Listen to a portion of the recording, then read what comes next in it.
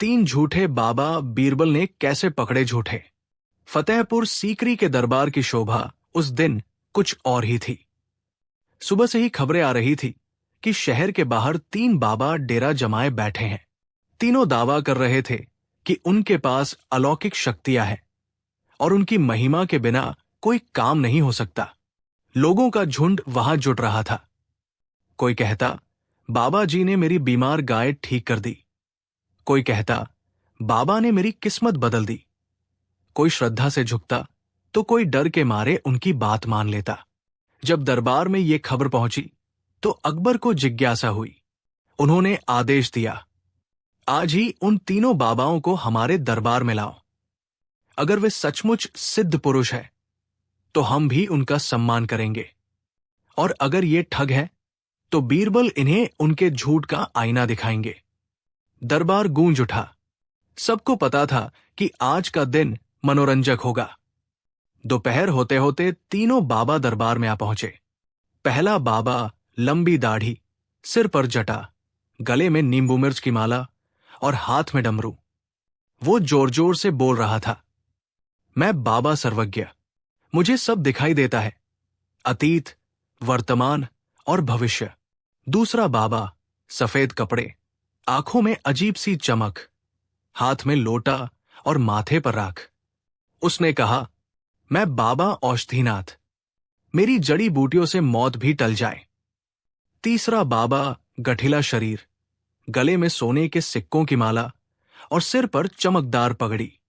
वो बोला, मैं बाबा धननाथ, मेरे पास खजाना है, जिसे मैं चाहूं उसे दे दूं, जिसे चाहूं उससे छीन लूं। तीनों दरबार के बीच खड़े होकर अकड़ से बोले, जहां पनाह, हमारी महिमा के आगे देवता भी झुकते हैं। आज अगर आप इजाजत दें तो हम अपनी शक्ति दिखाएं। दरबारियों का डर और उत्सुकता। दरबारी फुसफुसाने लगे, लगता है सचमुच चमत्कारी है। नहीं, ये सब चालाकी है। मगर अगर सच हुआ तो? अकबर ने गंभीर होकर कहा, ठीक है, हम देखेंगे कि इनकी शक्ति कितनी सच्ची है। बीरबल, अब तुम्हारे जिम्मे ये मामला है। बीरबल ने विनम्र मुस्कान दी और बोला, जहां पनाह, झूठ चाहे कितना बड़ा क्यों न हो, सच्चाई के आगे टिक नहीं सकता। ये तीनों बाबा जल्द ही अपनी असलियत बता देंगे।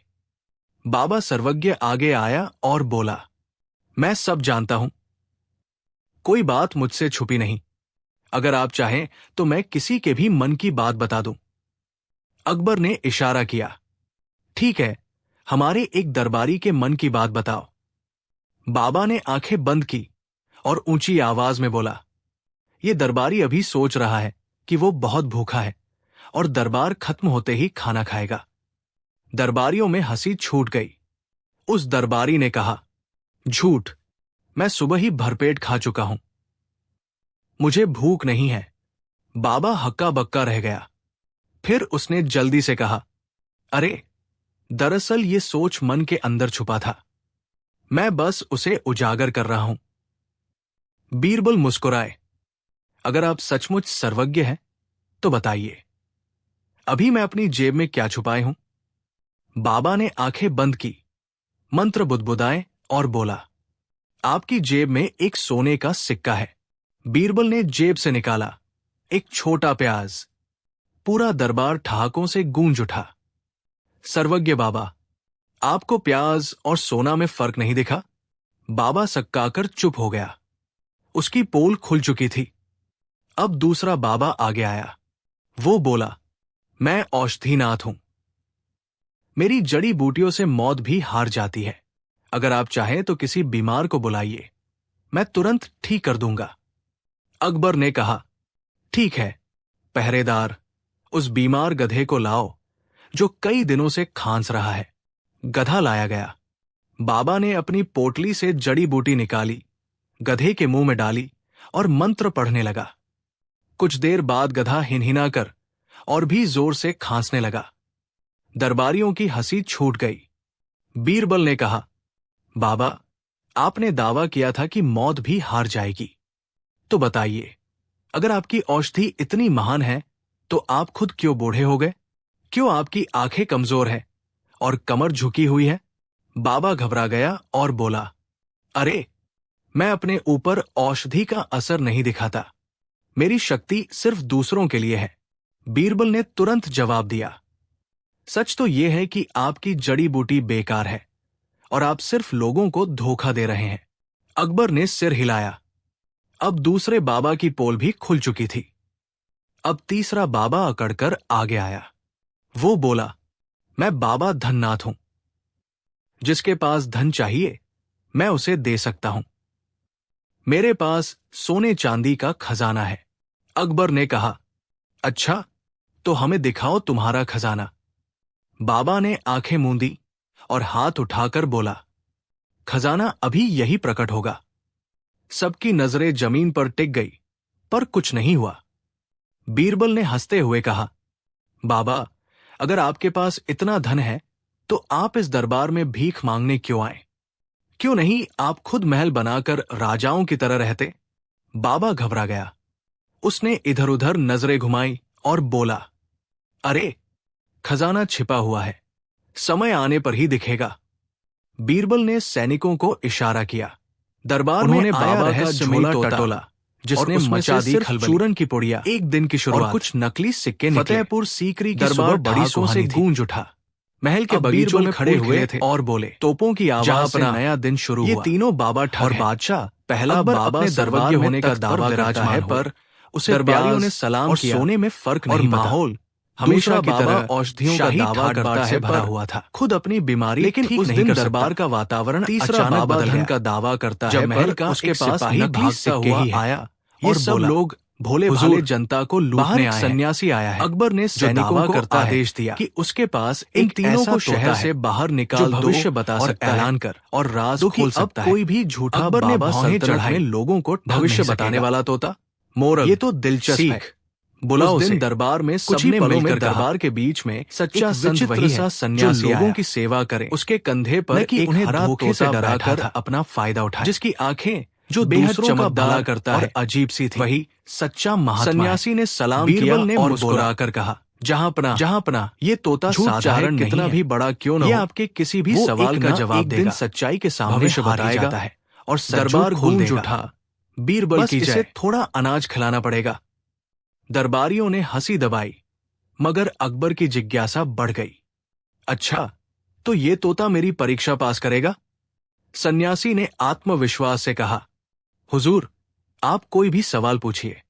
अकबर ने तोते की ओर देखते हुए कहा, बताओ, अभी मेरे शाही खजाने में कितने सोने के सिक्के हैं? तोता चहचहाया, पंख फड़फड़ाए और सन्यासी ने उसकी बोली अनुवाद करते हुए कहा, हुजूर, खजाने में इस समय 13,97,496 सिक्के हैं। ये सुनते ही पूरा दरबार हक्का बक्का रह गया। अकबर ने तुरंत खजांची को बुलाया। खजांची ने गिनती करके बताया कि खजाने में बिल्कुल उतने ही सिक्के हैं। दरबार में सनसनी फैल गई। अब हर दरबारी सोच में पड़ गया, अगर ये तोता सचमुच सच बताता है तो कहीं हमारे राज भी खोल न दे। कोई कह रहा था, मैंने कल रात बाजार से कीमती कपड़े उधार लिए थे, अगर ये बता दिया तो मुसीबत। कोई बुदबुदा रहा था, मेरे पास छुपे हुए गहने हैं, पता नहीं ये बोल न दे। दरबार का माहौल डर और कौतूहल से भर गया। बीरबल तब तक चुपचाप मुस्कुरा रहे थे। अकबर ने उनसे कहा, बीरबल, तुम हमेशा कहते हो कि कोई भी चालाकी मेरी नजर से नहीं बच सकती, लेकिन देखो ये तोता कितनी सटीक बातें कर रहा है। क्या कहते हो? बीरबल ने हाथ जोड़कर कहा, जहांपना, मैं बिना जांच के किसी बात पर विश्वास नहीं करता। हो सकता है ये कोई चाल हो। मुझे एक दिन का समय दीजिए, मैं इसकी असलियत निकाल कर दिखाऊंगा। अकबर ने हामी भरी। ठीक है बीरबल, तुम्हें समय दिया जाता है, लेकिन अगर तोता सच निकला तो तुम्हें खुद मानना होगा कि ये शाही दरबार का सबसे बड़ा ज्ञानी है। उस रात बीरबल चुपके से सन्यासी के डेरे के पास पहुंचे। उन्होंने देखा कि सन्यासी रात में कुछ गुप्त मंत्र पढ़ रहा है और तोते के पिंजरे के पास खजाने और दरबार से जुड़ी जानकारी लिखे कागज रख रहा है। असल में सन्यासी पहले ही शाही खजाने और दरबार की गुप्त बातें जासूसों से पता कर लेता और फिर तोते को संकेत देता। तोता वही आवाजें निकालता और सन्यासी अनुवाद कर देता। बीरबल ने मुस्कुराते हुए सोचा, अच्छा, तो खेल ये है। अब कल इसका खेल खत्म। अगले दिन दरबार लगा। अकबर ने आदेश दिया, आज बीरबल इस तोते से सवाल पूछेंगे। बीरबल आगे बढ़े और तोते को देखकर बोले, तोते महाराज, बताइए, आज रात आप खुद किस जगह सोएंगे और आपका मालिक कल सुबह कहाँ होगा? तोता चहचहाया, पर इस बार सन्यासी घबरा गया। उसे कोई तैयारी नहीं थी। सन्यासी बोला, ये कह रहा है कि मैं राजमहल में रहूंगा। बीरबल हंस पड़े, झूठ। दरअसल ये तोता कुछ नहीं जानता। असली खेल तो इसके मालिक का है। ये पहले से खबरें इकट्ठी करके दरबार में चमत्कार दिखाता है। मैंने कल रात इसकी करतूत देखी है। अगर यकीन न हो तो सिपाही इसके ठिकाने की तलाशी ले। सिपाही गए और वहां से खजाने के हिसाब किताब, दरबारियों की गुप्त बातें और कई कागज मिले। सन्यासी की पोल खुल गई। अकबर ने गुस्से में कहा, धोखेबाज, तूने मेरे दरबार को मूर्ख बनाने की हिम्मत कैसे की? सन्यासी कांपने लगा और दंडित किया गया। अकबर ने राहत की सांस ली और बीरबल से कहा, बीरबल, अगर तुम न होते तो ये तोता वाकई हमारा दरबार हिला देता। तुमने हमें बचा लिया। कहानी की सीख। बीरबल मुस्कुराए और बोले, जहां अपना, कभी भी चमत्कार के नाम पर आंख मूंद कर भरोसा नहीं करना चाहिए। असली समझदारी सवाल पूछने और सच्चाई परखने में है। धोखेबाज हमेशा चालाकी से काम करता है, लेकिन सच्चाई के सामने उसकी चाल ज्यादा देर टिकती नहीं। पूरा दरबार ठहाकों से गूंज उठा और सभी ने बीरबल की बुद्धिमानी की दाद दी। अकबर और बीरबल, आधा सच बोलने वाला आदमी। फतेहपुर सीकरी में सुबह का समय था। दरबार लग चुका था। तभी एक दरबारी हड़बड़ाते हुए अंदर आया और बोला, जहां पनाह, दरबार के बाहर एक अजीब आदमी खड़ा है। वो कहता है कि वो कभी झूठ नहीं बोलता, लेकिन पूरा सच भी नहीं बोलता। लोग उसकी बातों से परेशान हो गए हैं। अकबर ने हैरानी से कहा, यह कैसी बात हुई? या तो आदमी सच बोलेगा या झूठ। ये आधा सच बोलने वाला कौन सा नया खेल है? उसे तुरंत दरबार में लाओ। दरबार में एक दुबला पतला आदमी आया। उसकी आंखों में अजीब चमक थी और चेहरे पर रहस्यमयी मुस्कान। अकबर ने पूछा, तुम कौन हो? वो बोला, मैं वही हूं जो आप सोच रहे हैं। अकबर चौंक गए। ये क्या जवाब हुआ? हमने तो कुछ सोचा ही नहीं। वो आदमी मुस्कराया, तो फिर मैं वही हूं जो आपने नहीं सोचा। पूरा दरबार ठहाकों से गूंज उठा। अकबर ने गंभीर होकर कहा, देखो, सीधे सीधे बताओ, तुम्हारा नाम क्या है? आदमी बोला, नाम वही है जो सब मुझे कहते हैं, पर असली नाम कुछ और है। अकबर का माथा ठनका। उन्होंने बीरबल की ओर देखा। बीरबल, ये आदमी सच बोल रहा है या झूठ? बीरबल मुस्कराए, जहां पनाह, ये आदमी न पूरा सच बोलता है न पूरा झूठ। ये केवल आधा सच बोलता है, जिससे सुनने वाला हमेशा उलझन में पड़ जाए। आदमी ने दरबारियों को भी परेशान करना शुरू किया। एक दरबारी ने पूछा, कहो, क्या सूरज पूर्व से निकलता है?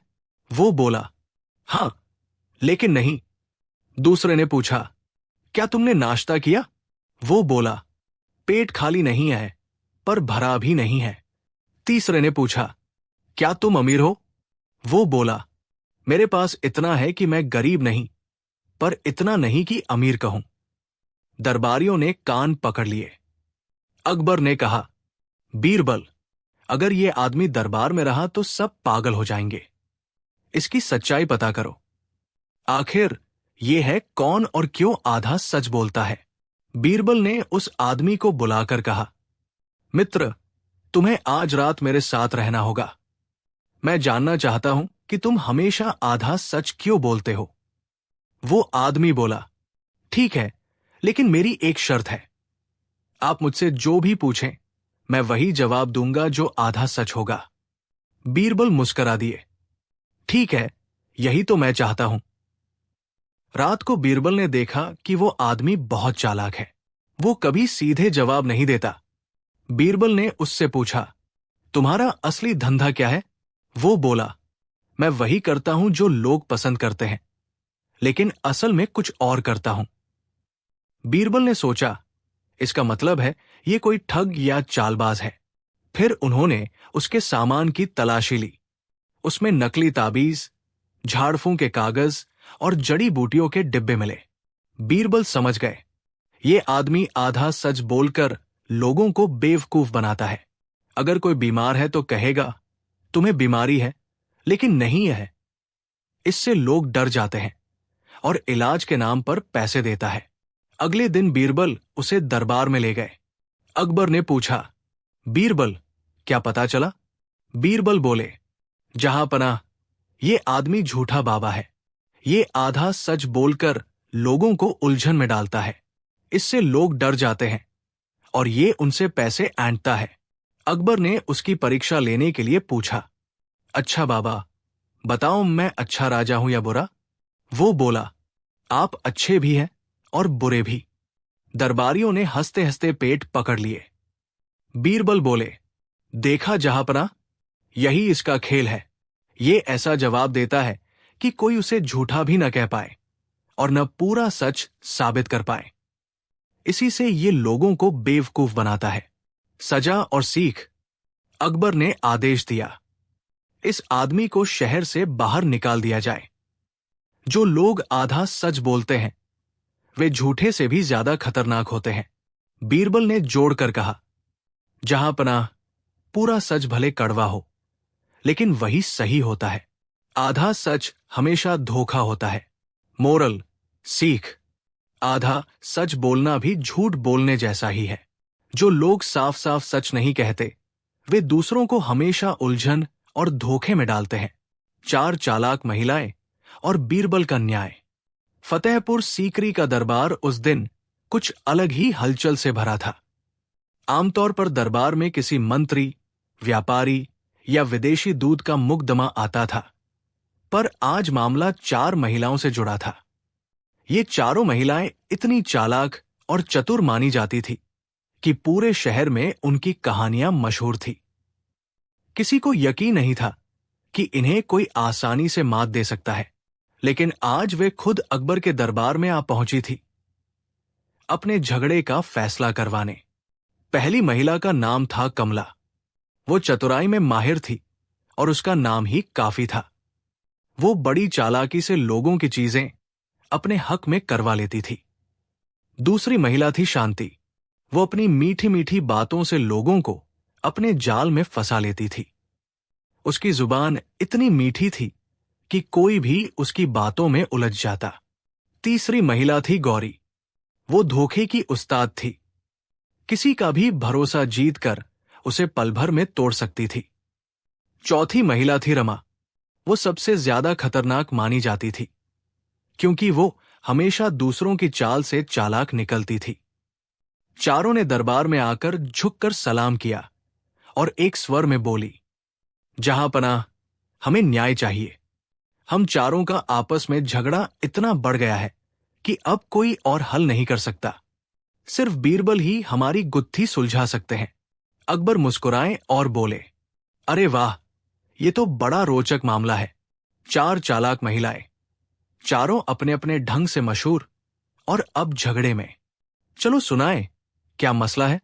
कमला ने आगे बढ़कर कहा, जहांपनाह, मामला यह है कि हमें एक ही चीज चाहिए, और वो है सोने का हार। हार असली है, बहुमूल्य है, और हम चारों दावा करती है कि वो हमारा है।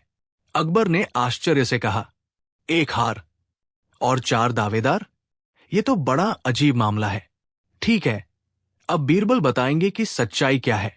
बीरबल शांति से मुस्कुराते हुए आगे बढ़े और बोले, जहांपनाह, मामला सुनने में जितना आसान लगता है, असलियत में उतना कठिन है, क्योंकि ये चारों महिलाएं अपनी अपनी चालाकी से सच को झूठ और झूठ को सच बना सकती है। लेकिन मैं कोशिश करूंगा कि इनकी चालाकियों की परतें खोली जाएं। चारों महिलाएं आत्मविश्वास से भरपूर खड़ी थी। उन्हें पूरा भरोसा था कि कोई उनका भेद नहीं खोल पाएगा। बीरबल ने कहा, पहले मैं आप सबका दावा सुनूंगा। हर महिला बताए कि ये हार उसका कैसे है। कमला बोली, हार मेरी मां ने मुझे दिया था।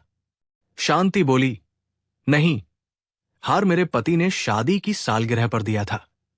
गौरी बोली, ये हार मैंने अपने पैसों से बनवाया था। रमा बोली, ये हार मुझे मेरे दहेज में मिला था। चारों ने इतनी सफाई से बात की कि दरबार में मौजूद लोग भी उलझ गए। बीरबल ने पहरेदार से हार मंगवाया। हार सचमुच बेशकीमती था। उसने चारों से कहा, अगर ये हार तुम्हारा है तो इसमें कोई खास निशान तो जरूर होगा। बताओ, इसमें क्या खासियत है? कमला बोली, इसमें दाई और वाला मोती थोड़ा बड़ा है। शांति बोली, इसमें बीच का पन्ना असली है। गौरी बोली, इसकी डोरी पर मेरे नाम का अक्षर खुदा है। रमा बोली, इसके पीछे एक छोटा सा लाल पत्थर है। हार देखा गया तो सचमुच उसमें ये चारों बातें मौजूद थी। अब तो पूरा दरबार हैरान हो गया। ये कैसे संभव है? बीरबल मुस्कुराए और बोले, जहां अपना, अब असली जांच का समय है। मुझे इन चारों को परखने दीजिए। उन्होंने चारों महिलाओं से कहा, अब आप सब दरबार से बाहर जाइए। मैं आपको एक एक करके बुलाऊंगा और आपसे कुछ सवाल पूछूंगा। कमला आई। बीरबल ने उससे कहा, अगर ये हार सचमुच तुम्हारा है तो तुम इसे खोकर क्यों आई? कमला बोली, मैं मंदिर गई थी, वहां गलती से गिर गया होगा। बीरबल ने उसकी आंखों में झांका। उसे लगा कि कमला झूठ बोल रही है। शांति आई। बीरबल ने पूछा, तुम कहती हो कि यह तुम्हें पति ने दिया था, तुम्हारे पति इसे देखकर क्या कहेंगे? शांति बोली, वे तुरंत पहचान लेंगे।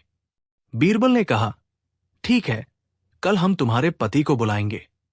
यह सुनकर शांति घबरा गई। गौरी आई। बीरबल ने पूछा, तुम कहती हो कि यह तुम्हारे पैसों से बनवाया गया था, तो सुनो, यह हार किस सुनार ने बनाया? गौरी ने तुरंत एक सुनार का नाम ले दिया। बीरबल ने पहरेदार से आदेश दिया कि सुनार को तुरंत बुलाया जाए। रमा आई। बीरबल ने पूछा, तुम कहती हो कि यह दहेज में मिला था, तो तुम्हारे ससुराल वाले भी इसकी गवाही देंगे? रमा मुस्कुराकर बोली, हां, वे देंगे। उसके चेहरे पर आत्मविश्वास था। थोड़ी देर में सुनार को लाया गया। उसने हार देखकर कहा, यह हार मैंने बनाया था और इसे गौरी ने ही बनवाया था। दरबार में शोर मच गया। अब सच्चाई सामने आ चुकी थी।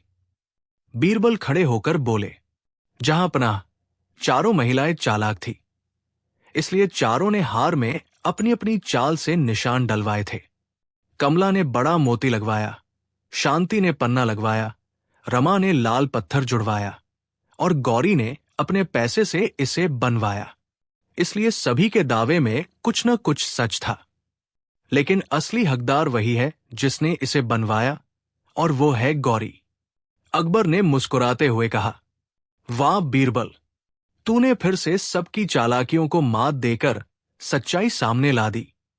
बाकी तीन महिलाएं झुककर बोली, बीरबल, हम हार गई।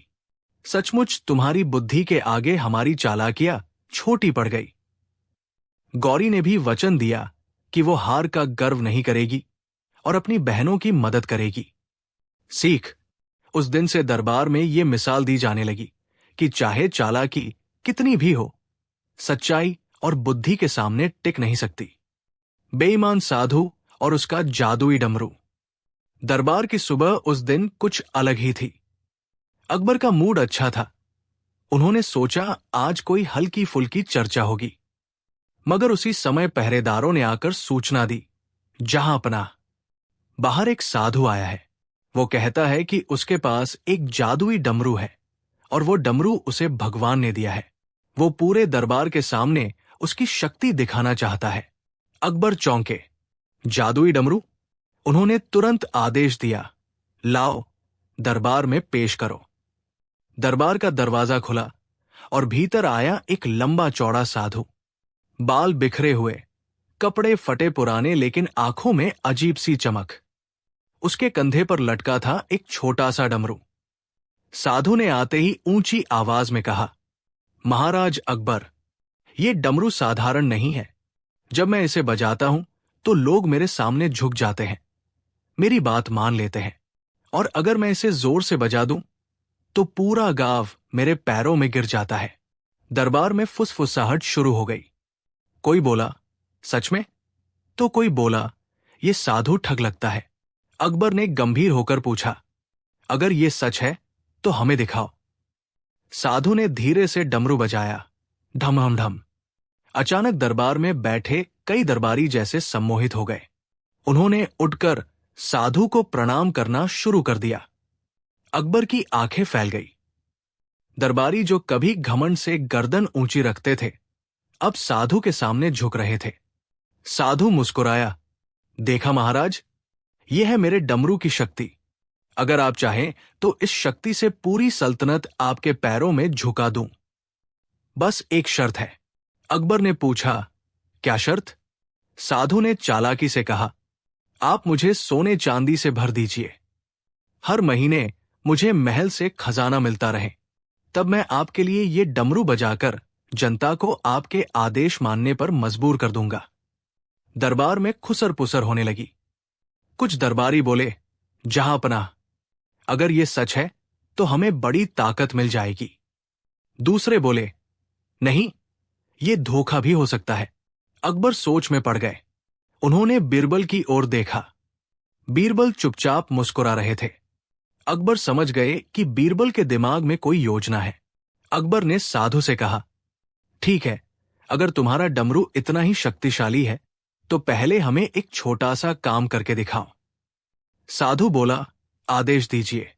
बीरबल आगे बढ़े और बोले, दरबार के बाहर 20 गधे खड़े हैं। अगर तुम्हारा डमरू सचमुच ऐसा जादुई है तो उन्हें अंदर बुलाकर दरबार में झुकाओ। साधु थोड़ी देर के लिए घबरा गया, लेकिन फिर बोला, यह तो बहुत आसान है। उसने डमरू बजाना शुरू किया, ढमाम ढम। और आश्चर्य, गधे सचमुच दरबार में घुस आए और घुटनों के बल बैठने लगे। दरबारियों ने दांतों तले उंगली दबा ली।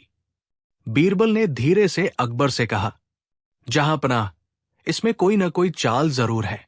मुझे थोड़ी मोहलत दीजिए, मैं इसका राज खोलूंगा। अकबर ने हामी भरी। अब साधु का घमंड और बढ़ गया।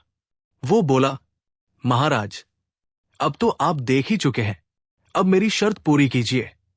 मुझे सोने की ढेर सारी मुद्राएं चाहिए और महल में मेरे लिए एक अलग कक्ष भी बनना चाहिए। अकबर ने दिखावटी हामी भर दी, लेकिन सोना देने से पहले बीरबल ने कहा, महाराज, क्यों न इसे आखिरी बार परख लिया जाए? अगर यह सचमुच इतना शक्तिशाली है तो इसे जेल के कैदियों पर आजमाया जाए। अगर कैदी भी इसके आगे झुक जाए तो ये असली साधु है, वरना। अकबर ने कहा, हां, ये ठीक है। साधु को जेल में ले जाया गया। वहां सैकड़ों कैदी थे, जिनमें कई खूंखार अपराधी भी शामिल थे। साधु ने मुस्कुराते हुए डमरू बजाया, ढमाम ढम। लेकिन इस बार कोई कैदी नहीं झुका। सब हंसने लगे और बोले, अरे, ये क्या ढोल पीट रहा है? हटाओ इसे। साधु घबराया। उसने और जोर से डमरू बजाया, पर कोई असर न हुआ। बीरबल आगे बढ़े और बोले, जहांपनाह, ये साधु धोखेबाज है। इसका डमरू कोई जादुई नहीं, बल्कि इसके साथ मिलीभगत है। ये पहले ही कुछ लोगों को पैसे देकर सिखा देता है कि जब भी ये डमरू बजाए वे झुक जाए। गधों के मामले में भी इसने पहले से उन्हें भूखा रखा और उनके गले में रस्सी में मीठी घास बांध दी। जब ये डमरू बजाता तो घोड़े गधे उसी घास की ओर खिंच जाते और लोग समझते कि ये डमरू का जादू है। दरबार में शोर मच गया, धोखा, धोखा। अकबर गरज कर बोले, बेईमान साधु, तू हमारी जनता को ठगना चाहता था। अब तुझे तेरी असली जगह दिखाई जाएगी। उन्होंने पहरेदारों को आदेश दिया, इसे जेल में डाल दो और जब तक ये सच न बोले कि कितनों से धोखा किया, इसे सजा दो। साधु घबराकर रोने लगा और बोला, महाराज, मुझे माफ कर दीजिए, मैं बस लालच में पड़ गया था। अकबर ने कहा, हमारी सल्तनत में धोखेबाजी की कोई जगह नहीं। तू अब जनता की सेवा करेगा। तुझे गांव गांव जाकर मेहनत करनी होगी और जो कमाएगा उससे गरीबों की मदद करेगा। दरबार की सीख। बीरबल मुस्कुराते हुए बोले, जहांपनाह, यही सच्चाई है। असली ताकत किसी जादुई डमरू में नहीं, बल्कि ईमानदारी और न्याय में है। धोखे से मिली ताकत टिकती नहीं और सच की शक्ति हमेशा अमर रहती है। अकबर ने बीरबल को शाबाशी दी और दरबार गूंज उठा, बीरबल की जय। इस तरह बेईमान साधु और उसके जादुई डमरू की पोल खुल गई। लोग हंसते हुए कहने लगे, जिसके पास सच और ईमानदारी है उसे किसी जादू के डमरू की जरूरत नहीं। अकबर का सवाल, कौन सबसे समझदार है दरबार में? फतेहपुर सीकरी का वो दिन बहुत ही हलचल भरा था। सुबह से ही कई राजनयिक, व्यापारी और आम लोग फरियाद लेकर दरबार में आए थे।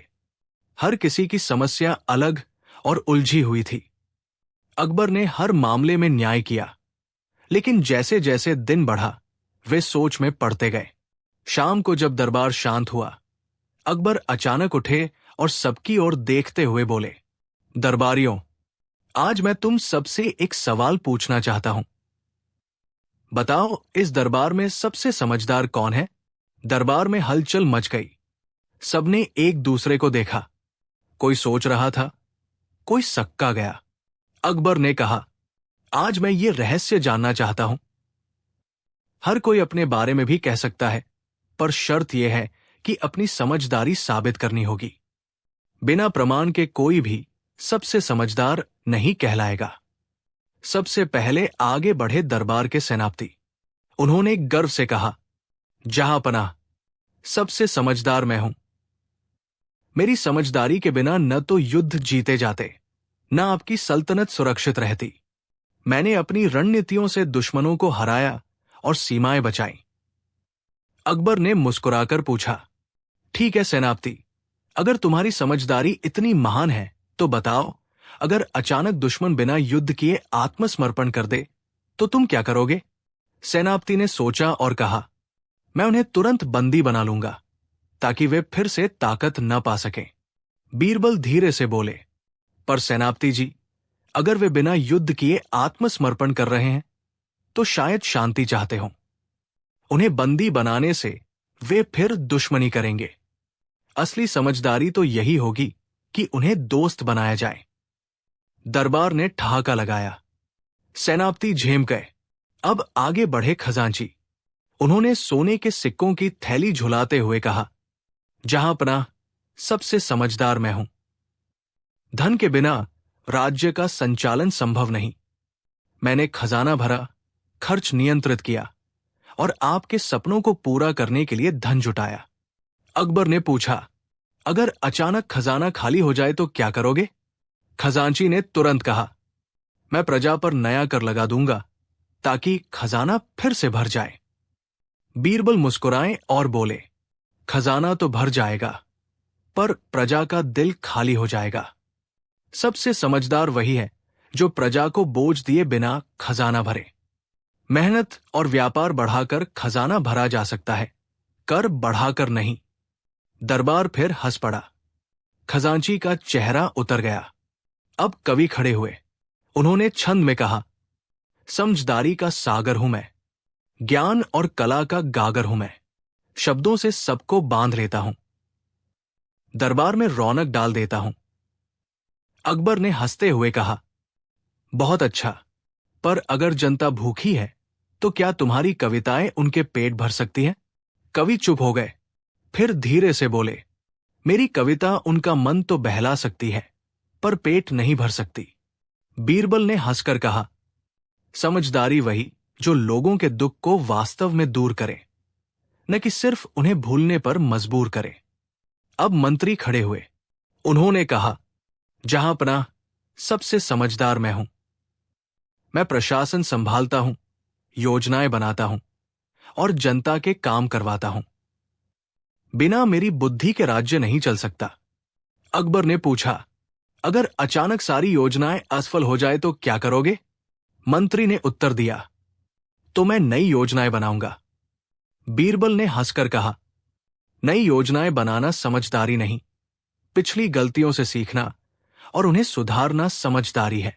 दरबार में सहमति की आवाजें उठीं। मंत्री भी शांत हो गए। अब सबकी नजरें बीरबल पर टिक गई। अकबर मुस्कुराकर बोले, तो बीरबल, क्या तुम खुद को सबसे समझदार मानते हो? बीरबल ने झुककर कहा, जहांपनाह, मैं खुद को सबसे समझदार नहीं मानता। समझदारी तो परिस्थितियों से साबित होती है। पर यदि आप मुझे आजमाना चाहते हैं तो कोई प्रश्न दीजिए। अकबर ने थोड़ी देर सोचा और कहा, ठीक है, मान लो राज्य में अचानक अकाल पड़ गया। न अनाज है, न पानी, लोग भूखों मर रहे हैं। तुम क्या करोगे? बीरबल ने गहरी सांस ली और बोले, जहांपनाह, सबसे पहले मैं जनता को झूठी आशा नहीं दूंगा। मैं सत्य बताऊंगा कि स्थिति कठिन है। फिर मैं व्यापारियों से अनाज उधार लूंगा और गरीबों में बांटूंगा। साथ ही लोगों को छोटे छोटे काम दूंगा ताकि वे मेहनत कर अपने लिए अनाज जुटा सकें। और जब बारिश आएगी तो नए बांध और कुएं बनवाऊंगा ताकि अगली बार अकाल न हो। दरबार तालियों और जयकारों से गूंज उठा। अकबर भी संतुष्ट हुए। अकबर खड़े हुए और बोले, दरबारियों, आज तुम सबने अपनी अपनी समझदारी दिखाई, पर असली समझदारी वही है जो जनता के दुख को दूर करे, उन्हें आशा दे और भविष्य की तैयारी करे। और ये समझदारी बीरबल ने दिखाई है, इसलिए इस दरबार में सबसे समझदार बीरबल है। सबने मिलकर कहा, बीरबल की जय। बीरबल ने मुस्कुराकर कहा, जहांपनाह, ये आपकी कृपा है। असली समझदारी दरबार में नहीं, जनता के बीच छिपी है। हमें उनसे सीखना चाहिए। मोरल, सीख, एक, समझदारी सिर्फ ज्ञान या शक्ति में नहीं, बल्कि कठिन परिस्थिति में सही निर्णय लेने की क्षमता में होती है। दो, सच्चा बुद्धिमान वही है जो जनता के दुख को समझकर समाधान करे। तीन, सत्ता और धन से नहीं, बल्कि सहानुभूति और विवेक से असली समझदारी सिद्ध होती है। घोड़े की दौड़, किसका घोड़ा सबसे समझदार निकला। बादशाह अकबर के दरबार में एक दिन चर्चा छिड़ी। राजकुमारों और दरबारियों के बीच हमेशा ये सवाल रहता कि किसका घोड़ा सबसे तेज है। सब अपने अपने घोड़ों की खूबियां गिनाने लगे।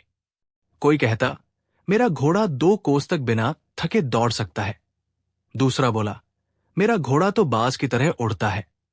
तीसरा गर्व से बोला, मेरे घोड़े की ताकत देखोगे तो दंग रह जाओगे। अकबर ने हंसते हुए कहा, ठीक है, अगर सबको इतना ही यकीन है तो एक दौड़ ही करवा लेते हैं, पर यह दौड़ साधारण नहीं होगी। मैं देखना चाहता हूं कि केवल तेजी ही नहीं, बल्कि समझदारी भी किस घोड़े में है। दरबार में हलचल मच गई। सबने सोचा, दौड़ तो सुनी थी, पर घोड़े की समझदारी का क्या मतलब?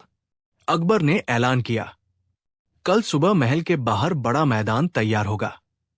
सब अपने अपने घोड़े लेकर आए। दौड़ की शर्त यह होगी कि जो घोड़ा सबसे आखिर में मंजिल पर पहुंचेगा वही विजेता माना जाएगा। दरबारियों की आंखें फटी रह गई। सबने सोचा, ये कैसी उल्टी शर्त है? यहां तो जो पीछे रहेगा वही जीतेगा। रात भर सब उलझन में रहे। किसी ने सोचा, मैं अपने घोड़े को बांध दूंगा। किसी ने कहा, मैं घोड़े को जानबूझकर सुस्त कर दूंगा। मगर फिर डर भी था, अगर घोड़ा बीच रास्ते बैठ गया तो सबकी हंसी उड़ जाएगी। राजकुमार तक परेशान थे। वे सोचते, बाबा अकबर ने ये कैसी अजीब शर्त रख दी। सिर्फ बीरबल शांत बैठे मुस्कुरा रहे थे।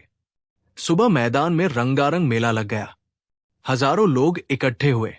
सब जानना चाहते थे कि ये कैसी दौड़ होगी। अकबर तख्त पर बैठे और बोले, तो चलो शुरू करो अपनी धीमी दौड़। दरबारी और राजकुमार अपने घोड़ों पर बैठे, पर कोई आगे नहीं बढ़ रहा था। सब डर रहे थे कि अगर घोड़ा तेज निकल गया तो हार जाएंगे। मैदान पर अजीब नजारा था। दौड़ शुरू हुई, मगर सबके घोड़े वही खड़े थे। लोग हंस हंस कर लोटपोट हो गए। इतने में बीरबल आगे बढ़े और धीरे से एक सुझाव दिया। वे बोले, जहांपनाह, नियम तो यही है कि जिसका घोड़ा सबसे आखिर में पहुंचेगा वही जीतेगा। तो इसका आसान हल है, आप सब एक दूसरे के घोड़ों पर सवार हो जाइए। दरबारियों की आंखें चमक उठीं।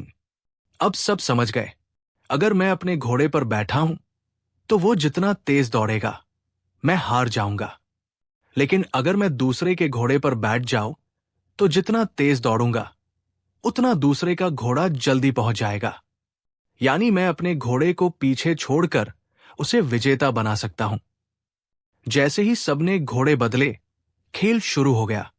अब तो सब पागलों की तरह दौड़ने लगे, क्योंकि हर कोई चाहता था कि उसका घोड़ा पीछे रह जाए। मैदान में धूल उड़ रही थी, लोग हंसी से लोटपोट हो रहे थे। दरबारी एक दूसरे को धक्के मारकर आगे निकलने की कोशिश करते और उनके घोड़े पीछे पीछे जीत की ओर जा रहे थे। आखिरकार जो घोड़ा सबसे पीछे रह गया वही असली विजेता बना, और उसके मालिक की खुशी का ठिकाना न था। अकबर हंसते हंसते बोले, तो ये हुई असली समझदारी। केवल ताकत और तेजी से नहीं, बल्कि बुद्धि से भी जीत मिलती है। फिर उन्होंने बीरबल की तरफ देखा और कहा, तेरी चतुराई ने इस दौर को मजेदार बना दिया, वरना आज तो घोड़े और उनके मालिक सब मैदान में खड़े खड़े ऊँघते रह जाते। नतीजा, उस दिन से अकबर ने आदेश दिया कि दरबार में किसी भी प्रतियोगिता में केवल ताकत नहीं, बल्कि समझदारी की भी परीक्षा होगी। क्योंकि असली घोड़ा वही नहीं जो तेज दौड़े, बल्कि वही है जो मालिक की बुद्धि से भी मेल खा सके। दरबार में आया सबसे बड़ा जादूगर, जिसने अकबर को गायब कर दिया। फतेहपुर सीकरी का दरबार हमेशा की तरह जगमगा रहा था। मोतियों से जड़ी छतें, संगमरमर की चमकती फर्श, दीवारों पर सुनहरी नक्काशी और बीच में बादशाह अकबर अपने शाही तख्त पर बैठे थे। चारों ओर दरबारी, कवि, सेनापति और मंत्री अपनी अपनी जगहों पर विराजमान थे। माहौल शांत था। तभी अचानक बाहर से एक अजीब सी खबर आई। पहरेदारों ने झुककर कहा, जहांपनाह, दरबार के बाहर एक अजनबी आया है। वो कहता है कि वो दुनिया का सबसे बड़ा जादूगर है। वो दावा करता है कि उसने अब तक 100 से ज्यादा राजाओं और अमीरों को अपनी कला दिखाकर हैरान कर दिया है। वो आपके दरबार में भी अपनी कला दिखाना चाहता है। अकबर की आंखें चमक उठीं। उन्हें हमेशा से नए और अजीब कारनामे देखने का शौक था। उन्होंने हंसकर कहा, लाओ, उसे हमारे सामने पेश करो। देखेंगे उसकी कला कितनी महान है। दरबार के दरवाजे खुले। अंदर आया एक लंबा, रहस्यमयी आदमी।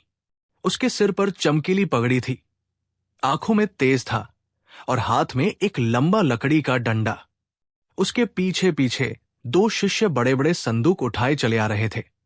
जादूगर ने झुककर सलाम किया और ऊंची आवाज में बोला, जहांपनाह, मैं हूं कालिदास, दुनिया का सबसे बड़ा जादूगर। मेरे जादू के सामने इंसान तो क्या, राजे महाराजे तक दांतों तले उंगली दबा लेते हैं। और आज मैं आपको एक ऐसा खेल दिखाऊंगा जिसे देखकर आपकी सांसें थम जाएंगी। दरबारियों में हलचल मच गई। किसी ने कहा, अरे, ये तो बहुत घमंडी लगता है। तो किसी ने कहा, देखते हैं असलियत क्या है। जादूगर ने अपनी झोली से सोने के सिक्के निकाले। उसने उन्हें हवा में उछाला और सभी की आंखों के सामने सिक्के हवा में तैरने लगे।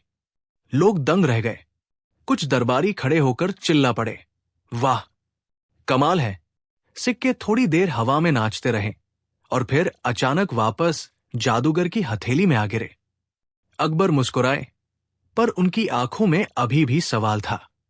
अब जादूगर ने अपनी छड़ी घुमाई और जोर से मंत्र पढ़ा। अचानक धुएं का गुबार उठा और उसके सामने एक भयानक बाघ खड़ा हो गया। बाघ गर्जने लगा। दरबार में हड़कंप मच गया। कई दरबारी कुर्सियों के पीछे छिप गए, कुछ तो भागने लगे। लेकिन तभी जादूगर ने हाथ हिलाया और बाघ गायब हो गया। दरबार फिर शांत हो गया, लेकिन हर किसी का चेहरा पीला पड़ चुका था। फिर उसने अकबर के मुकुट से एक हीरा निकाला। सबके सामने उसने उसे अपनी जेब में रखा। जेब थपथपाई और हाथ दिखाया। जेब खाली थी। हीरा कहाँ गया? दरबारी चिल्लाए। जादूगर ने हंसते हुए अकबर के ताज की ओर इशारा किया और आश्चर्य, हीरा फिर से ताज में चमक रहा था। अब तो पूरा दरबार हैरत में था। जादूगर ने अकबर की ओर देखकर गर्व से कहा, जहांपनाह, आपने मेरे छोटे छोटे खेल देखे, अब मैं आपको वो जादू दिखाऊंगा जो मैंने आज तक किसी को नहीं दिखाया। आज मैं आपको ही आपके सिंहासन से गायब कर दूंगा। यह सुनकर दरबारियों की सांसें अटक गई। किसी ने कहा, यह तो हद हो गई। अकबर ने मुस्कुराकर कहा, ठीक है, अगर तेरी कला इतनी महान है तो दिखा, हम देखते हैं। जादूगर ने अपने दोनों शिष्यों को इशारा किया। उन्होंने एक बड़ा सा काला पर्दा लाकर अकबर के सामने खड़ा कर दिया। जादूगर ने मंत्र पढ़ना शुरू किया और डमरू जैसी ध्वनि करते हुए अपनी छड़ी घुमाने लगा। अचानक उसने पर्दा हटाया और सिंहासन खाली था।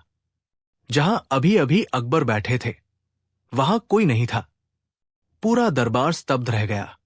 बादशाह अकबर कहाँ गए? हर कोई चिल्लाने लगा।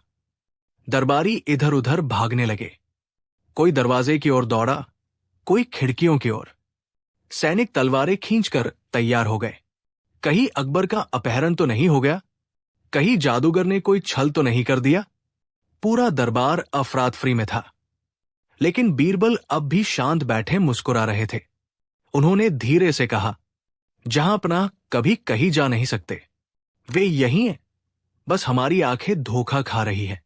दरबारियों ने हैरानी से पूछा, तो फिर अकबर कहाँ है? बीरबल खड़े हुए और सीधे उस बड़े संदूक की ओर गए जो जादूगर के शिष्यों ने अंदर लाया था। उन्होंने कहा, अगर मैं गलत नहीं हूं तो अकबर इसी संदूक में है। जादूगर घबरा गया। उसने चिल्लाकर कहा, नहीं नहीं, इसमें तो मेरे औजार हैं। लेकिन अकबर ने अंदर से आवाज दी, बीरबल, जल्दी खोलो। सैनिकों ने संदूक खोला और उसमें से अकबर को बाहर निकाला। सबकी आंखें फटी की फटी रह गई। अकबर हंसते हुए बाहर आए और बोले, वाह बीरबल, तेरा अंदाजा सही निकला। सचमुच ये जादूगर बहुत चालाक है। दरबारियों ने राहत की सांस ली और सैनिकों ने जादूगर को पकड़ लिया। अकबर ने बीरबल से पूछा, तूने कैसे जाना कि मैं संदूक में हूं? बीरबल ने मुस्कुराकर कहा, जहांपनाह, जब जादूगर आपको पर्दे के पीछे ले गया, तभी मैंने देखा कि उसके शिष्य संदूक पर ज्यादा ध्यान दे रहे थे। तभी मुझे शक हुआ कि असली खेल यही छिपा है। जादूगर ने आंखों को भ्रमित करके सबको धोखा दिया, लेकिन असलियत यही थी कि आपको उन्होंने संदूक में कैद कर दिया था। अकबर गरज उठे, धोखेबाज जादूगर, तूने हमें अपमानित करने की कोशिश की।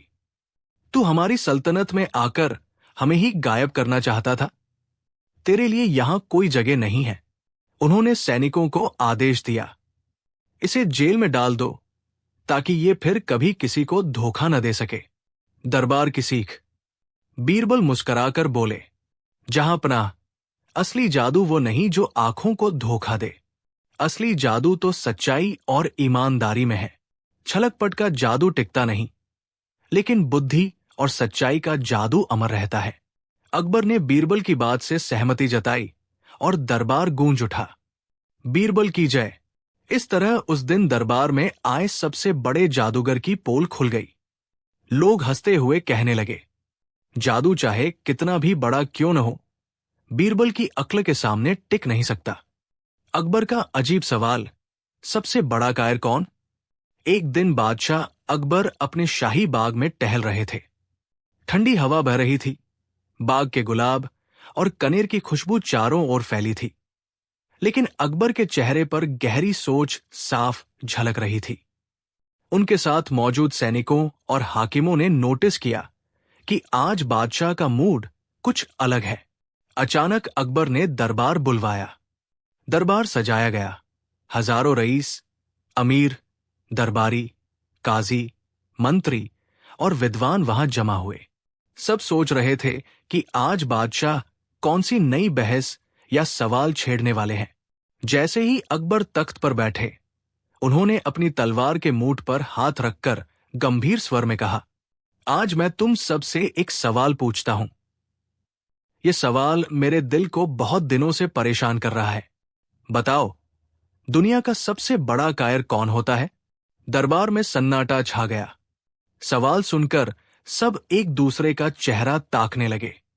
किसी ने सोचा कि कायर वही है जो युद्ध से भाग जाए। कोई सोच रहा था कि शायद डरपोक सेवक को कायर कहा जाए, लेकिन किसी में इतना साहस नहीं था कि जवाब दे। सेनापति आगे बढ़ा और बोला, जहांपना, मेरे हिसाब से सबसे बड़ा कायर वो है जो रणभूमि में दुश्मन को देखकर पीछे हट जाए, जो अपने प्राण बचाने के लिए देश, राजा और धर्म छोड़कर भाग जाए। वही कायर कहलाता है। अकबर ने सिर हिलाया। कुछ हद तक सही है, लेकिन क्या जीवन सिर्फ रणभूमि तक ही सीमित है? कायरता और भी रूपों में हो सकती है। अब काजी साहब उठे। उन्होंने लंबा चोगा झाड़ा और बोले, जहांपना, इस्लाम और धर्म की नजर में सबसे बड़ा कायर वो है जो सच जानते हुए भी चुप रहे, झूठ और जुल्म देखकर भी कुछ न कहे। ऐसे लोग समाज को खोखला कर देते हैं। अकबर ने गंभीर होकर कहा, तुम्हारी बात में दम है, लेकिन मुझे लगता है ये जवाब अभी अधूरा है। एक विद्वान बोला, जहांपना, मेरे हिसाब से सबसे बड़ा कायर वो है जो औरतों और बच्चों पर हाथ उठाए, जो अपने से मजबूत से भिड़ने की हिम्मत न करे और कमजोरों पर जुल्म करे। वो असली कायर है। दरबारियों ने वाह वाह की, लेकिन अकबर के चेहरे पर अब भी संतोष नहीं था। अब सबकी निगाह बीरबल पर टिक गई। अकबर ने हंसते हुए कहा, बीरबल, तू चुप क्यों है? तेरे जवाब के बिना तो मेरी जिज्ञासा पूरी नहीं होगी। बता, तेरी नजर में सबसे बड़ा कायर कौन है? बीरबल ने हल्की मुस्कान दी और हाथ जोड़कर बोला, जहांपना, अगर आप अनुमति दें तो मैं इस सवाल का जवाब सीधे शब्दों में नहीं, बल्कि एक घटना के जरिए दूंगा। अकबर ने हामी भर दी। बीरबल ने कहा, जहांपना, कुछ साल पहले की बात है। एक गांव में एक व्यापारी रहता था। वो बाहर से बहुत शरीफ और दानी बनकर दिखा था, लेकिन भीतर से बहुत चालाक और डरपोक था।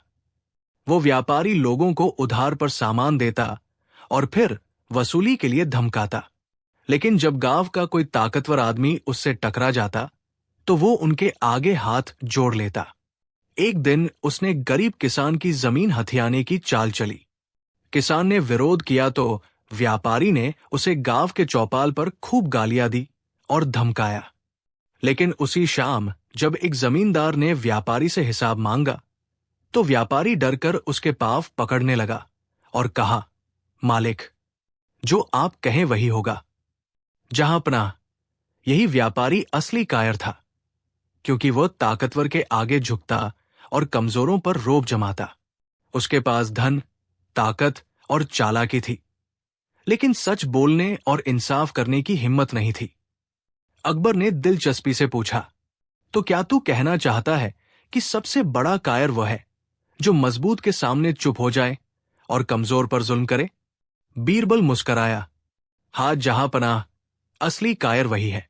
युद्ध से भागने वाला भी कायर है, सच न बोलने वाला भी कायर है, लेकिन सबसे बड़ा कायर वह है जिसके पास मौका होते हुए भी न्याय न करने का साहस न हो, जो डर के कारण अपनी आत्मा और जमीर बेच दे। अकबर ने बीरबल की बात परखने के लिए दरबार में मौजूद एक पुराने मामले को उठाया। एक सैनिक पर आरोप था कि उसने गांव वालों से जबरन अनाज छीन लिया, लेकिन जब दुश्मन की सेना आई तो वही सैनिक डरकर सबसे पहले भाग गया। अकबर ने पूछा, तो बीरबल, ये सैनिक किस श्रेणी में आएगा? बीरबल ने उत्तर दिया, जहांपनाह, ये सैनिक भी कायर है, लेकिन उससे बड़ा अपराधी वो अधिकारी है जिसने ये सब जानते हुए भी उसकी सजा रोक दी, क्योंकि वो अधिकारी दरअसल किसी अमीर जमींदार से डर गया था। इसलिए असली कायर वही अधिकारी है जिसने न्याय को मार डाला। बीरबल की बात सुनकर दरबार में खुसर पुसर शुरू हो गई। कई दरबारी सोच में पड़ गए, क्योंकि उनमें से कई लोग भी शक्तिशाली के आगे झुकते और कमजोरों को सताते थे। अकबर कुछ देर तक चुपचाप बीरबल को देखते रहे। फिर वे खड़े होकर बोले, आज बीरबल ने मेरी आंखें खोल दी। सबसे बड़ा कायर वही है जो अपनी अंतरात्मा की आवाज दबा दे, जो शक्तिशाली के डर से चुप रहे और कमजोर पर अत्याचार करे। वही दुनिया का सबसे नीच कायर है। उस दिन के बाद अकबर ने आदेश दिया कि दरबार और सल्तनत में अगर कोई कमजोर पर जुल्म करेगा या शक्तिशाली के डर से न्याय रोकेगा तो उसे सख्त सजा दी जाएगी। मोरल यह है कि असली कायर वो नहीं जो युद्ध से भागे या डर कर रोए। असली कायर वो है जो अन्याय देखकर भी चुप रहे। सबसे बड़ा साहस सच बोलना और न्याय करना है। शराबी सैनिक का अजीब मुकदमा, बीरबल का न्याय। एक दिन अकबर के दरबार में सुबह की सभा लगी हुई थी। चारों तरफ रंगीन पंखों वाले झूमर झूल रहे थे। दरबारी अपने अपने स्थान पर बैठे थे और अकबर शेरवानी में सजीले लग रहे थे। अचानक दरबार में सिपाहियों ने एक शराबी सैनिक को पकड़कर खड़ा कर दिया। सैनिक की हालत अजीब थी। आंखें लाल, कपड़े अस्त व्यस्त और मुंह से शराब की तीखी गंध आ रही थी। अकबर ने भौहें सिकोड़ते हुए पूछा, ये कैसा तमाशा है? ये सैनिक किस हालत में हमारे सामने लाया गया है?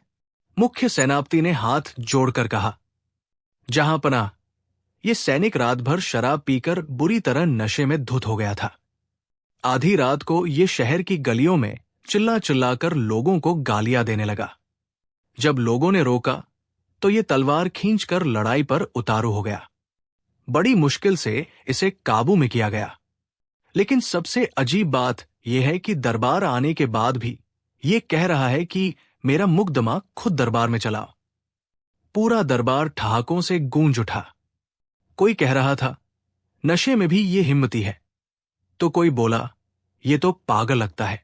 अकबर ने सख्ती से कहा, चुप रहो, मामला गंभीर है। एक सैनिक अगर इस तरह आचरण करेगा तो सेना की अनुशासन गड़बड़ा जाएगी। लेकिन यह भी देखना होगा कि इसकी बातों में कुछ सच्चाई है या केवल शराब का असर। अकबर ने बीरबल की ओर देखा। बीरबल, इस अजीब मामले का फैसला अब तुम्हारे हाथ में है। तुम्हारी बुद्धि ही सही न्याय कर सकती है। सैनिक की अजीब दलीलें। बीरबल ने सैनिक को शांत करने के लिए पानी पिलवाया। फिर उससे पूछा, सिपाही, सच सच बताओ, तुमने शराब क्यों पी और दरबार में मुकदमा चलाने की जिद क्यों कर रहे हो? सैनिक ने लड़खड़ाती जुबान में कहा, जहांपनाह, मैंने कोई गुनाह नहीं किया। मैंने तो सिर्फ अपनी जान बचाने के लिए शराब पी। अगर मैं न पीता तो मर जाता। पूरा दरबार सन्न रह गया। कोई समझ नहीं पा रहा था कि ये कैसी दलील है। बीरबल ने मुस्कुराकर पूछा, जान बचाने के लिए शराब? ये कैसी बात है? सैनिक बोला, जनाब, कल रात मैं सीमा से लौटा। रास्ते में मेरे दोस्त ने कहा कि शहर में महामारी फैली है, हवा में जहर घुला है।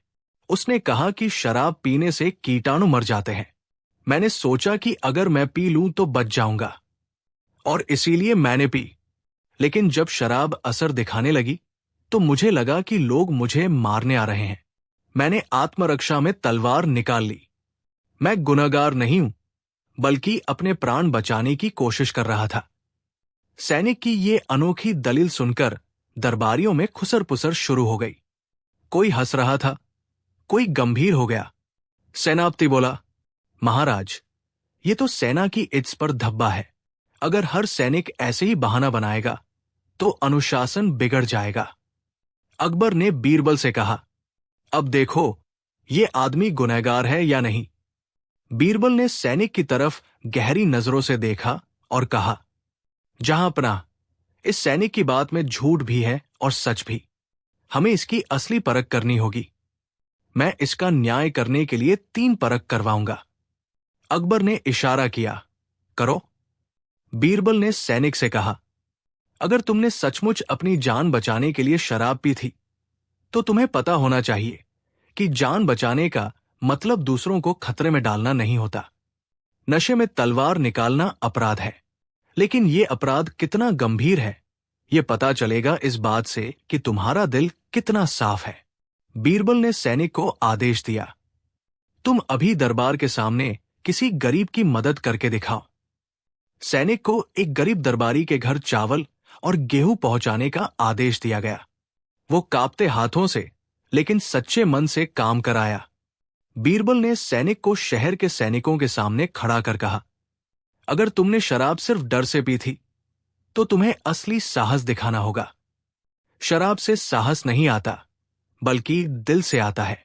अब बिना शराब के तुम्हें अपनी बहादुरी साबित करनी होगी।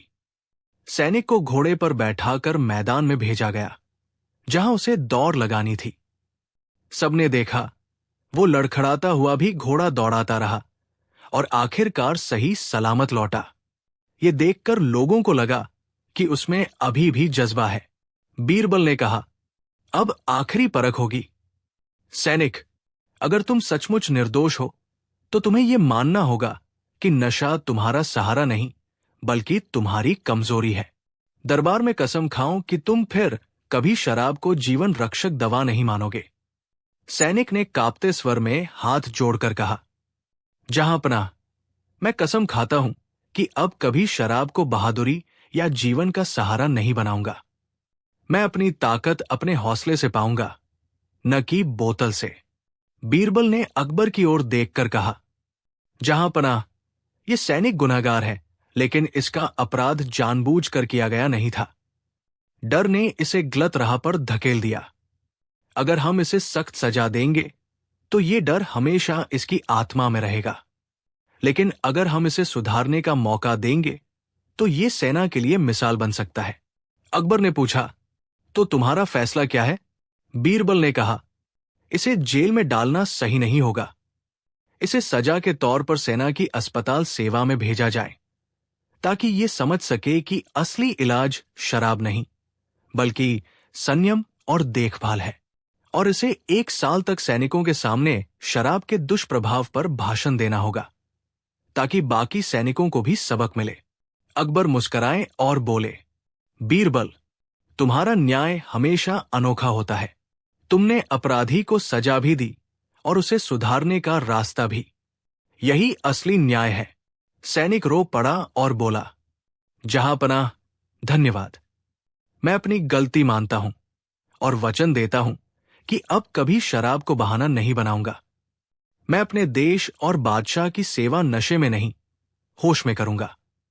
पूरा दरबार तालियों और हंसी से गूंज उठा। नशा कभी साहस नहीं देता, बल्कि इंसान को कमजोर बनाता है। असली ताकत संयम और सच्चाई में है। न्याय का मतलब सिर्फ सजा देना नहीं, बल्कि सुधार का मौका देना भी है। सपनों का मुकदमा, किसके सपने सच्चे माने जाए। एक दिन अकबर का दरबार लगा था। सूरज की रोशनी संगमरमर पर चमक रही थी और दरबारी हमेशा की तरह चर्चा में लगे थे। अचानक दरबार में 3 आदमियां पहुंचे, एक व्यापारी, एक साधु और एक सैनिक। तीनों ने एक साथ झुककर सलाम किया और बोले, जहांपनाह, हम सब पर एक ही समस्या है। हम चाहते हैं कि दरबार हमारा न्याय करे। अकबर ने हैरानी से पूछा, ऐसा क्या हुआ जो तीनों एक साथ शिकायत लेकर आए?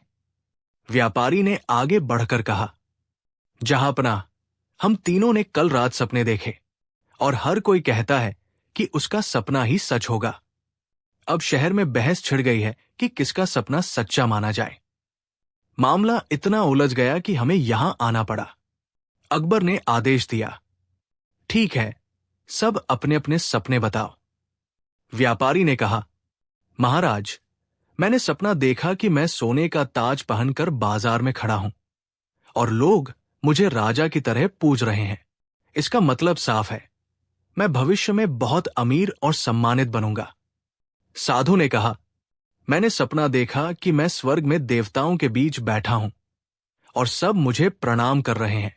इसका मतलब यह है कि मैं सबसे बड़ा तपस्वी बनूंगा और पूरा राज्य मेरे चरणों में झुकेगा। सैनिक ने कहा, मैंने सपना देखा कि मैं युद्ध में अकेला 100 दुश्मनों को हराता हूं और बादशाह मुझे अपना दाया हाथ घोषित करते हैं। इसका मतलब है कि मैं सबसे बड़ा योद्धा बनूंगा। पूरा दरबार हंसी और आश्चर्य से भर गया। हर कोई सोच रहा था कि आखिर किसका सपना सच माना जाए। अकबर ने माथे पर हाथ रखते हुए कहा, सपनों का मुकदमा, ये तो पहली बार हुआ है। अब बताओ बीरबल, हम किसका सपना सच माने? बीरबल मुस्कुराए और बोले, जहां पनाह, सपने इंसान की सोच और लालसा का प्रतिबिंब होते हैं। इन तीनों ने वही देखा है जो इनके मन में है, लेकिन ये तय करने के लिए कि किसका सपना सच है, हमें इन्हें परखना होगा। अकबर ने सिर हिलाया। तो करो परख। बीरबल ने व्यापारी से कहा, तुम्हारा सपना तभी सच होगा जब लोग तुम्हें सचमुच राजा की तरह पूछें। जाओ, बाजार में खड़े होकर लोगों को बुलाओ और देखो कि क्या वे तुम्हें सम्मान देते हैं। व्यापारी गया और ताज पहनकर खड़ा हो गया, लेकिन लोग उसका मजाक उड़ाने लगे। देखो देखो, सोने का राजा। कोई हंसा, कोई पत्थर फेंका। व्यापारी शर्मिंदा होकर लौट आया। बीरबल ने साधु से कहा, तुम्हारा सपना तभी सच होगा जब लोग तुम्हें देवता मानकर पूजें। अब तुम दरबार के बाहर बैठकर देखो कि लोग तुम्हें प्रणाम करते हैं या नहीं। साधु बाहर बैठा रहा। कुछ लोग झुके, लेकिन ज्यादातर लोग हंसते हुए बोले, ये कौन सा देवता है जो दरबार के बाहर बैठा है? साधु भी हताश होकर लौटा। अब बारी सैनिक की थी। बीरबल ने कहा, तुम्हारा सपना तभी सच होगा जब तुम बिना सेना के अकेले ही 10 डकैतों को पकड़ कर लाओ। सैनिक तलवार लेकर निकला। देर रात तक वो 10 डकैतों को जकड़कर वापस ले आया। पूरा दरबार हैरान रह गया। बीरबल ने अकबर की ओर देखकर कहा, जहां पनाह, अब साफ है, सपनों का सच वही होता है जिसके पीछे मेहनत और कर्म हो। व्यापारी ने लालच का सपना देखा, लेकिन उसके पास मेहनत नहीं थी। साधु ने घमंड का सपना देखा, लेकिन उसके पास सच्ची तपस्या नहीं थी।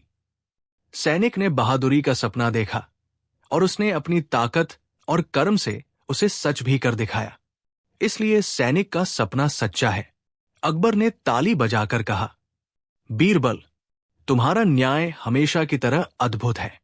तुमने साबित कर दिया कि सपने तभी सच होते हैं जब उन्हें कर्म से पूरा किया जाए। मोरल, सपने देखना बुरा नहीं, लेकिन वे तभी पूरे होते हैं जब इंसान मेहनत और कर्म से उन्हें सच करे। केवल लालच या घमंड